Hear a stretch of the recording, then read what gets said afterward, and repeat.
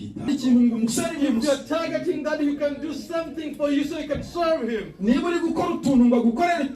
you're doing something targeting that the Lord is going to do something for you, take your things. You know, take your things, die with it. This is not a transaction. No.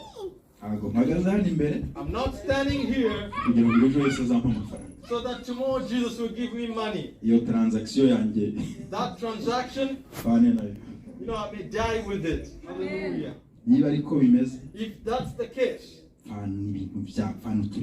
take your things away. The singer said, there is nothing I'm bringing in my hand that will redeem me. There is nothing that you bring to yourself that can redeem you. And the singer continued to sing, saying, I trust and believe the cross of Jesus. So am I. So you should. Now, you know, believe and trust the cross and the blood of Jesus that he shed for you, that will redeem you. It's not the paycheck. It's not a big offering. It's not dancing or just singing for the Lord. It is not to play your piano that will redeem you. No. I told you, my friend, that you were just talking, and he said, your father is a great Christian. And I said, do you know he's the one who gives the engine to the diocese? Yes, a good Christian. Because he gives the engine to the church. Die with your thing. If you think your thing will redeem you, die with your offerings. If you target that's going to redeem you, there is nothing you're bringing in your hand. Forget about it. And I forget it myself. Because I don't want to call myself a God. I only trust and believe the cross of God. The cross Jesus died on. I'm joking that, but I'm serious when I'm saying it.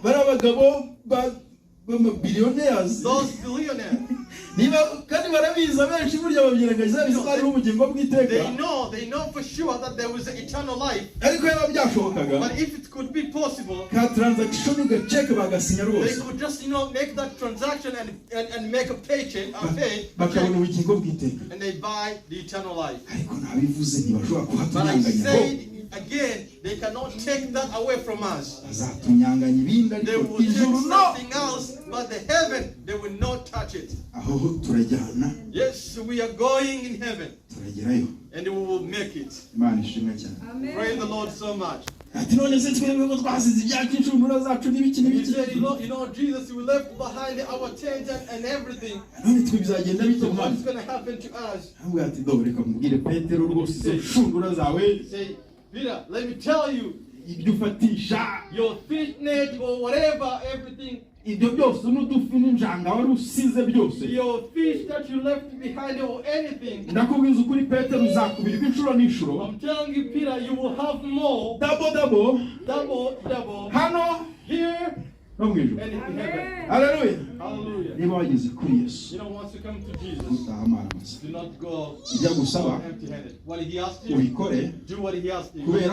Because what you leave, if you are calling that your wealth and treasure and money, you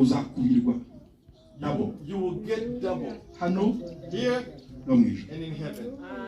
Hallelujah. Hallelujah. Praise the Lord so much.